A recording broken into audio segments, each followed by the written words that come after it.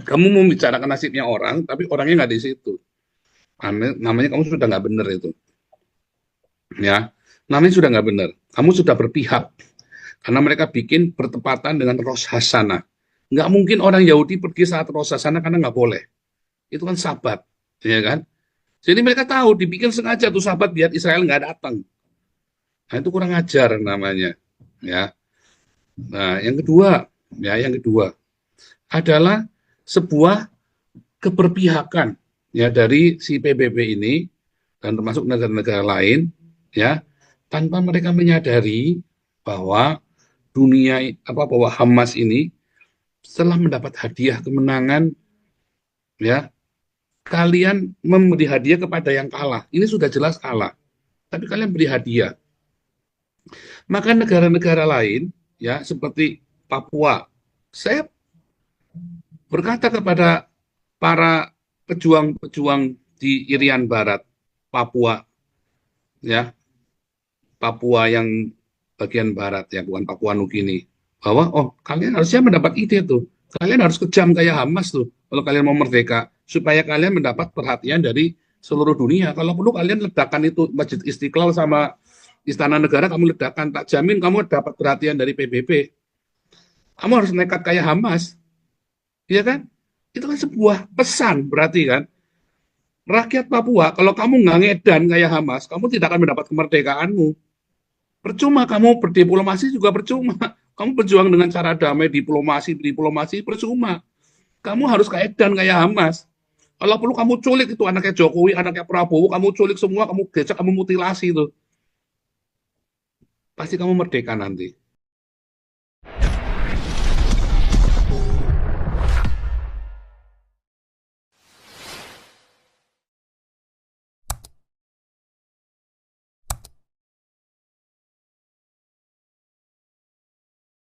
Shalom Indonesia, shalom yang ada di Eropa, di seluruh dunia, di Israel, di Haifa, alma mater saya, dan shalom semuanya, teman-teman yang ada di Zoom dan di YouTube, dan dimanapun Anda menonton ulang channel ini. Ya, hari ini channel Joseph Paulsan kembali menyapa dari tanah yang merdeka, dari Eropa. Kita hari ini bicara tentang Prabowo, ya. Ini pidato di United Nation. Ada ada satu yang saya kritisi dari meetingnya United Nation ini ya. Mereka membicarakan Israel tanpa kehadiran Israel. Ya, dan itu sangat tidak baik sekali. Artinya kamu ngerasani orang, orangnya nggak datang. Kamu ngeritik orang, orangnya nggak ada. Kamu itu namanya kurang ajar. Ya, kamu kurang ajar namanya. Kamu ngerasani orang, orangnya nggak ada di situ. Kamu mau bicarakan nasibnya orang, tapi orangnya nggak di situ. Namanya kamu sudah nggak benar itu, ya. Namanya sudah nggak benar. Kamu sudah berpihak karena mereka bikin bertepatan dengan Rosh Hashanah. Nggak mungkin orang Yahudi pergi saat Rosh Hashanah karena nggak boleh. Itu kan Sabat, ya kan? Jadi mereka tahu dibikin sengaja tuh Sabat biar Israel nggak datang.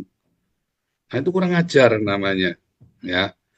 Nah yang kedua adalah sebuah keberpihakan ya dari si PBB ini dan termasuk negara-negara lain ya tanpa mereka menyadari bahwa bahwa Hamas ini setelah mendapat hadiah kemenangan ya kalian memberi hadiah kepada yang kalah. Ini sudah jelas kalah. Tapi kalian beri hadiah.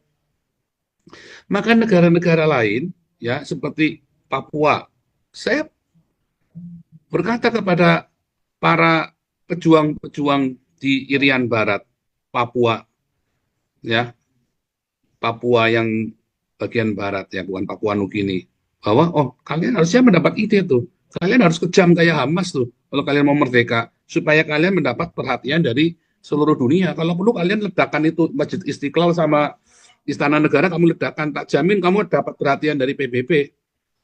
Kamu harus nekat kayak Hamas, ya kan? Itu kan sebuah pesan berarti kan. Rakyat Papua, kalau kamu nggak ngedan kayak Hamas, kamu tidak akan mendapat kemerdekaanmu. Percuma kamu berdiplomasi juga percuma. Kamu berjuang dengan cara damai, diplomasi percuma. Kamu harus kayak edan kayak Hamas. Kalau perlu kamu culik itu anaknya Jokowi, anaknya Prabowo, kamu culik semua, kamu gecek, kamu mutilasi itu.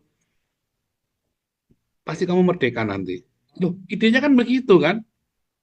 Idenya begitu. Kamu jangan ngomong saya yang nyuruh. Itu idenya, pesannya dari PBB dan negara-negara itu. Kalau kamu ngedan, kamu akan didengar. Itulah sebabnya saya selalu berkata, kalau ada masalah, ya, seorang pecundang yang menyelesaikan masalahnya adalah yang paling keras dulu, yang paling serem dulu. Kalau ada demo, ya, ada mogok kerja nih, maka antara partai buruh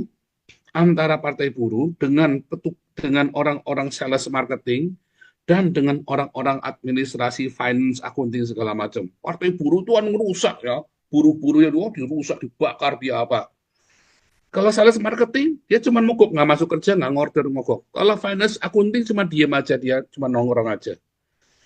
Masing-masing punya tuntutan sendiri. Finance, accounting minta supaya gajinya naik. Partai buruh demo karena mereka minta supaya dapat bagian, dapat jatah. Sales marketing minta supaya bonusnya naik. Maka yang pertama kali didengarkan oleh perusahaan ini apa? Partai buruhnya dulu, yang rusak, yang udah bakar-bakaran, yang sudah rusak-rusakan. Itu terjadi di semua para pecundang, manajemen pecundang, para para pengambil keputusan yang pecundang akan begitu. Sama kalau kamu punya utang.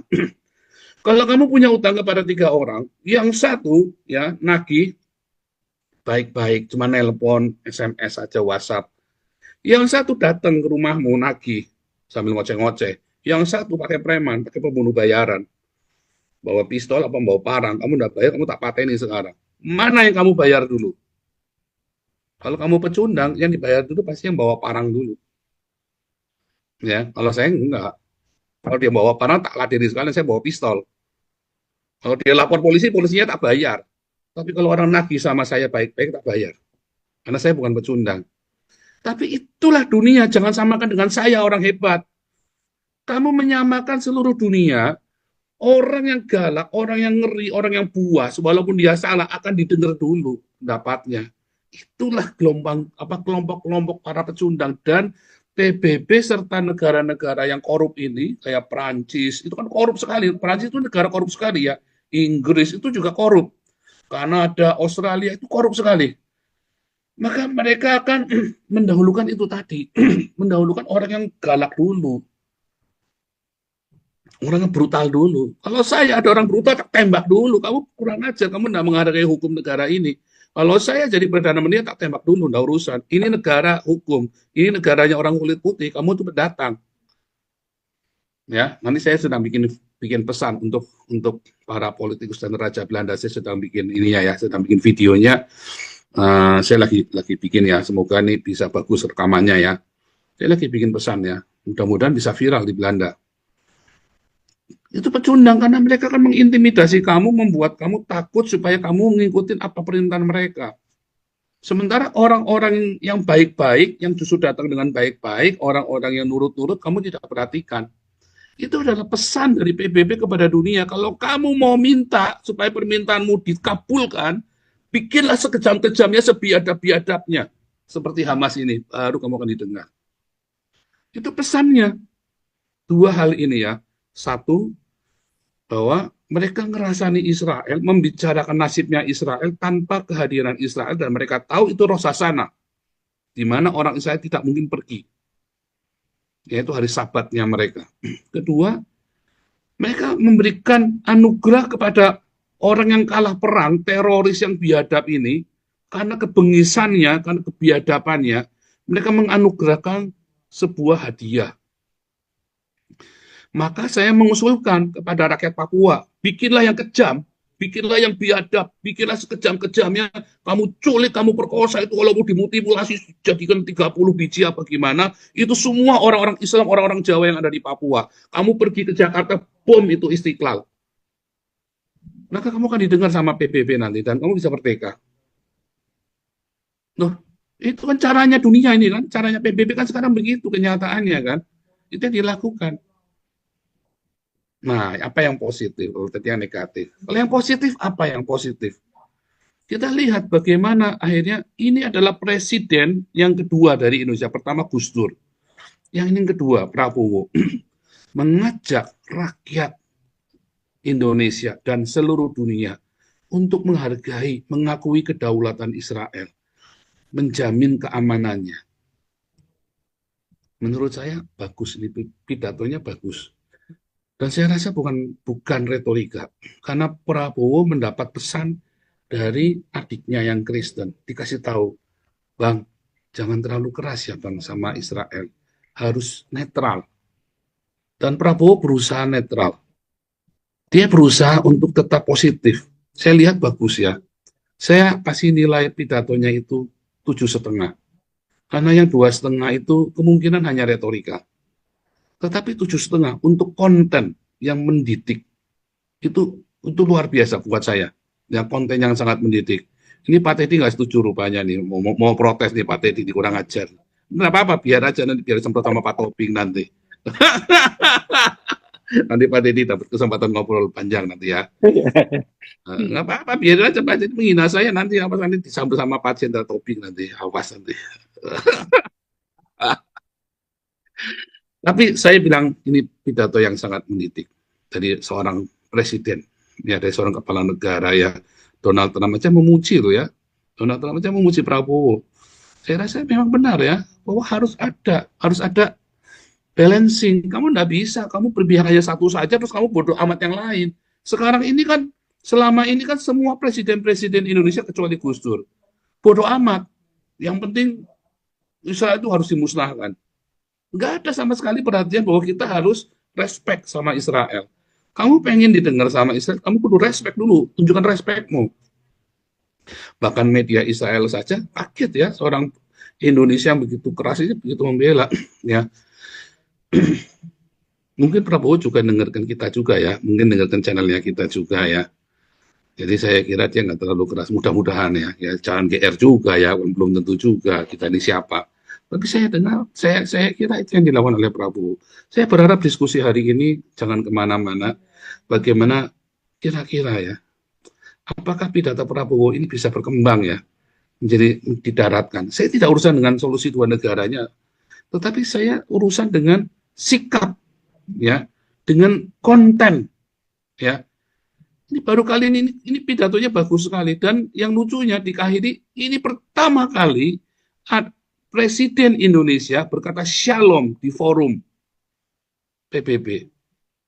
Artinya apa? Mengakui bukan assalamualaikum, tapi juga namo buddhaya dan juga shalom. Oh, ide ini kan sebenarnya dari Jokowi kan? Jokowi kan yang pertama kali mengatakan semua salam dalam berbagai tradisi dan agama. Tapi saya belum pernah dengar Jokowi mengatakan shalom di PBB loh. Namo budaya di PBB. Baru Prabowo yang melakukan itu. Artinya dikembangkan ya. Menurut saya ini berarti orang ini sudah cukup rendah hati untuk bisa mengcopy dan mengembangkan, namanya ATM ya. Amati ya kan, apa namanya, amati, terus apa tadi, Tiru, tiru, kemudian apa, modifikasi. modifikasi, modifikasi ya, ATM ya, pinter ya. Di saya sini perlu kembangan, jadi saya bilang 7,5. Yang 2,5 nunggu retorika apa enggak, berani enggak Prabowo mengakui kedaulatan Israel. Seharusnya ya, seperti saran saya selalu ya, kamu buka kedutaan Israel di Indonesia dan buka kedutaan Indonesia di Israel. Sekali kamu buka, nurut apa kamu, simpel sekali. Jangan kamu paksa Israel untuk nurut sama kamu kalau kamu sendiri tidak mau menghargai mereka. Pesannya itu kan sebenarnya itu saja. Hanya beranikah Prabowo melakukannya? Ya, ini pertama perut buncit, ya, lalu dilanjut dengan oh, ini Om Putoba masuk ya, ini perut buncit dulu, silakan. Lalu Om Putoba ya, silakan. Halo, iya Pak.